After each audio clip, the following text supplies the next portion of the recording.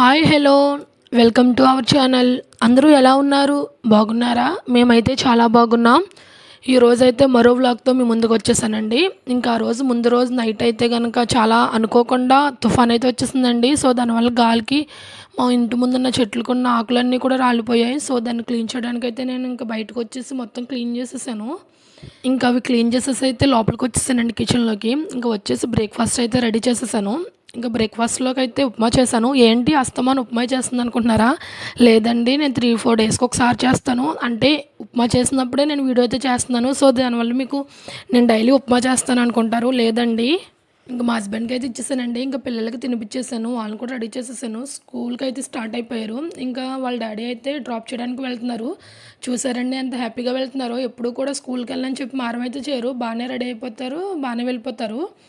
ఇంక వాళ్ళు వెళ్ళిపోయిన తర్వాత నేనైతే ఫ్రెష్ అయిపోయి టిఫిన్ అయితే చేశానండి. ఈ లోపైతే మా మావయ్య గారు వచ్చారు. మా మావయ్య గారు అంటే మా పెద్ద మావయ్య గారు, అంటే మా హస్బెండ్ వాళ్ళ పెద్దనాన్న గారు. సో ఆయన అయితే వచ్చేటప్పుడు ఎప్పుడు కూడా ఖాళీ చేతులతో అయితే రారండి. చికెన్ తీసుకొచ్చారు.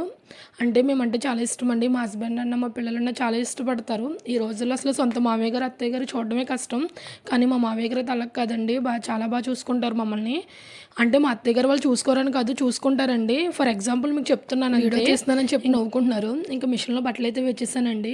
అంటే ముందు రోజు క్లైమేట్ అసలు బాగాలేదని చెప్పి ఇంకా వేయడం ఆపేసాను. సో దానివల్ల బట్టలు అయితే ఎక్కువైపోయాయి. నేనైతే మా బట్టలు వేరేగా, పిల్లల బట్టలు వేరేగా వేస్తాను. అంటే చిన్నపిల్లలు కదండి, సో దానివల్ల అందుకే వేరేగా వేస్తాను.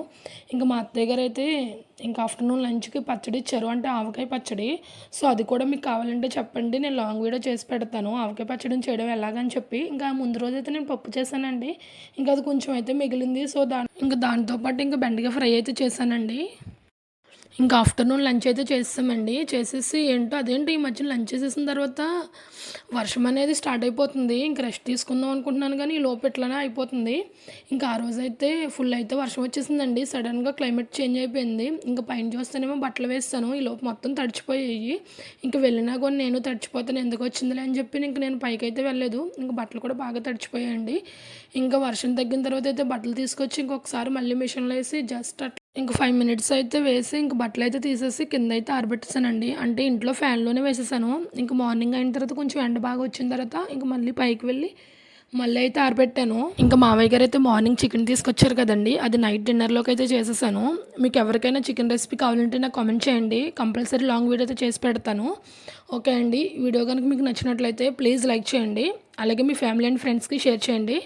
దాంతోపాటు ప్లీజ్ ఒక చిన్న లైక్ ఇచ్చేయండి. మీరు ఇచ్చే ఒక లైక్ ద్వారా ఈ యొక్క వీడియో అనేది ఇంకొంతమంది చూడడానికి అయితే హెల్ప్ అవుతుంది.